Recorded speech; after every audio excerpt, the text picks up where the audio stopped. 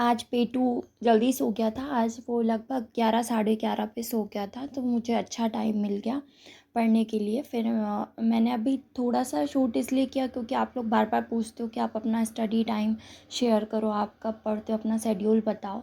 तो किसी दिन मैं पूरा मॉर्निंग से नाइट तक का शूट करके आपको बता दूँगी पूरा। बाकी ये मैंने छोटा सा क्लिप ले लिया था रात में ही, कि आपको जस्ट दिखाने के लिए कि रात में मैं ज़रूर पढ़ती हूँ, क्योंकि सुबह मैं नहीं पढ़ पाती हूँ। अगर जल्दी उठ भी जाती हूँ ना, तो जिसका भी बच्चा छोटा है वो ये बहुत अच्छे से समझता है कि अगर मम्मा उठ कर गई है तो पता नहीं कैसे बच्चों को पता चल जाता है, और वो ज़्यादा से ज़्यादा 10 मिनट 15 मिनट उसके बाद वो उठ जाते हैं। तो सुबह हम लोगों का पढ़ पाना उतना पॉसिबल नहीं होता। कभी कभी हो जाता है, बट रोज़ तो आप भरोसा करके नहीं सो सकते जल्दी कि आप सुबह उठ जाओगे और आपका बच्चा आपको पढ़ने देगा। तो मेरे साथ भी ऐसा हुआ कि मैं रात में थक जाती थी, तो मैं सोचती थी यार सो जाती हूँ, सुबह उठ के पढ़ लूँगी। बट जब सुबह नहीं पढ़ पाते ना, तो दिन भर फिर ना काम में मन लगता है और ना पढ़ने बैठो तो पढ़ाई कर पाते, क्योंकि वो ब्रेन में लोड रहता है ना, और टेंशन हो जाती है। ऐसा लगता है कि यार शिट यार, रात में ही पढ़ लेना था, सुबह के भरोसे पढ़ा नहीं और सुबह उठ के बच्चे ने पढ़ने दिया नहीं। फिर वो इरिटेशन कहीं ना कहीं बच्चे के साथ भी नहीं खेल पाते अपन, पूरा दिन ही मतलब चिड़चिड़ा सा हो जाता है। इसीलिए मैं, पता है, मैं ये कोशिश करती हूँ कि भले ही मैं आधे घंटे पढूँ, 1 घंटे पढूँ। रात में वैसे 1 घंटे तो मिल ही जाता है आराम से, और कई बार मैं हिम्मत करती हूँ तो 2 ढाई तक भी पढ़ लेती हूँ। मतलब 12 से 2 ढाई तक पढ़ लेती हूँ। तो मेरा बहुत आराम से 2 घंटे हो जाता है। और सुबह का जैसे मैंने बताया कि कई बार सुबह पॉसिबल होता है और कई बार नहीं होता। तो जब अगर संभव होता है तो सुबह 1 घंटे पढ़ने के बाद मैं किचन में जाती हूँ। फिर किचन से आती हूँ तो बीच में फिर 1 घंटे पढ़ लेती हूँ। फिर सबको खाना वाना खिला के किचन साफ़ करके फिर फ्री होकर के आराम से आती हूँ दोपहर। तो दोपहर में भी फिर बेटू को सुलाने के बाद वही टाइम हो जाता है, लगभग 1 या 2 बज जाते हैं। तो जितनी देर बच्चा सोया उतनी देर पढ़ती हूँ मैं फिर। मतलब 1 या 2 घंटे ही ऑलमोस्ट पढ़ पाती हूँ शाम को भी। और फिर बच्चा उठता है तो उसके साथ खेलना, कभी वो चला गया दादा दादी के साथ खेल लें तो आराम से पढ़ने मिल जाता है।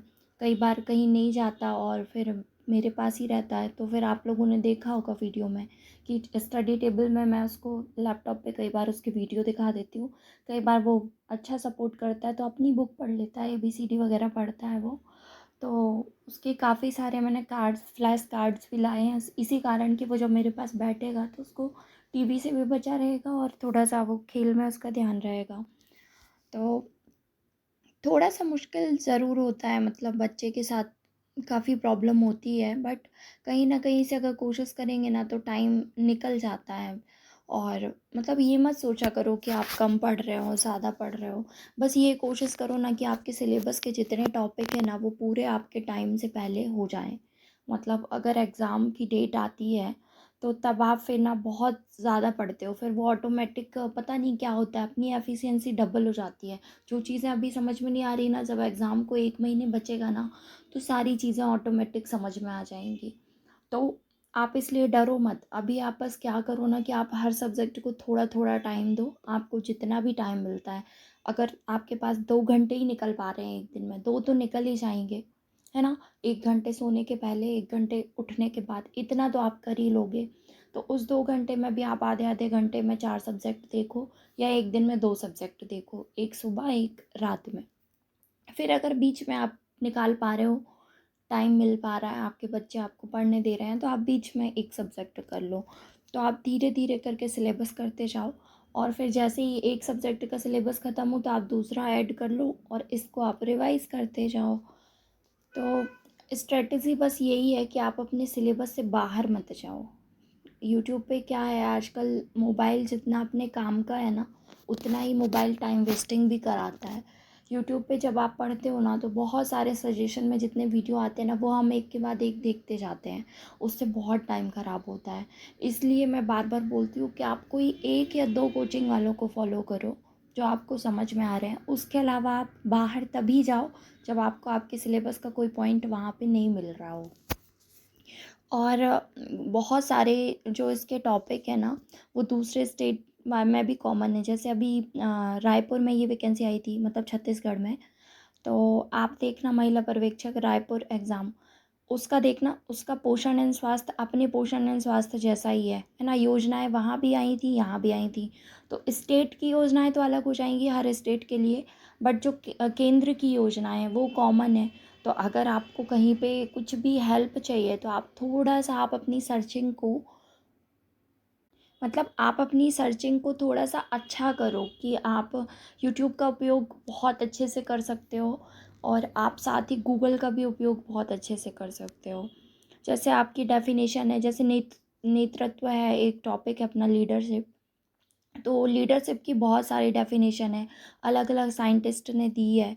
आप अगर एक-एक कोचिंग का वीडियो देखोगे ना तो हर कोचिंग वालों ने कुछ-कुछ 2-4 अलग साइंटिस्ट की बताई है। जैसे कि 3-4 की एक कोचिंग वालों ने बता दिया, आप दूसरी कोचिंग का वीडियो खोलोगे ना तो आपको 2-4 नई डेफिनेशन मिल जाएगी। तो आप पहले एक एक जगह से देखकर आप नोट डाउन कर लो। आप थोड़ा-थोड़ा स्पेस हर पेज में छोड़ते जाओ, ताकि आप जब दूसरी जगह वो वीडियो देखो और कुछ आपको अलग इन्फॉर्मेशन लगे तो आप उसको उसमें ऐड कर सको। तो मेरी कॉपी आपने देखी होगी, मैं नोट्स बीच-बीच में शेयर करती हूँ। मैं पूरी तरह से इसलिए शेयर नहीं कर पाती हूँ, थोड़ा-सा टाइम टेकिंग हो जाता है। मैंने मतलब सारी फ़ोटो भी नहीं ली है कि मैं आपको सारी फ़ोटोज़ डालती जाऊँ। वो थोड़ा-थोड़ा शूट करती हूँ, जितना उतना मैं शेयर करती जाती हूँ आपको। किसी दिन मैं अच्छे से शेयर कर दूँगी पक्का। और अभी वैकेंसी नहीं आई है तो अभी इतना आप परेशान मत हो।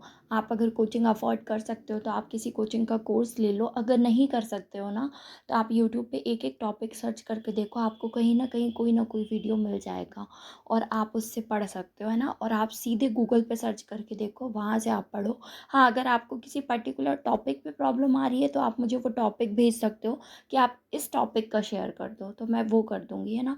क्योंकि पूरा-पूरा अगर आप बोलोगे शेयर करने का तो बहुत टाइम टेकिंग हो जाता है थोड़ा-सा। जैसे अब 100-200 पेजेस हैं, तो क्लिक करने में भी टाइम लगेगा, वीडियो बनाने में भी टाइम लगेगा, तो वो पूरा एक साथ शेयर करना थोड़ा मुश्किल है ना?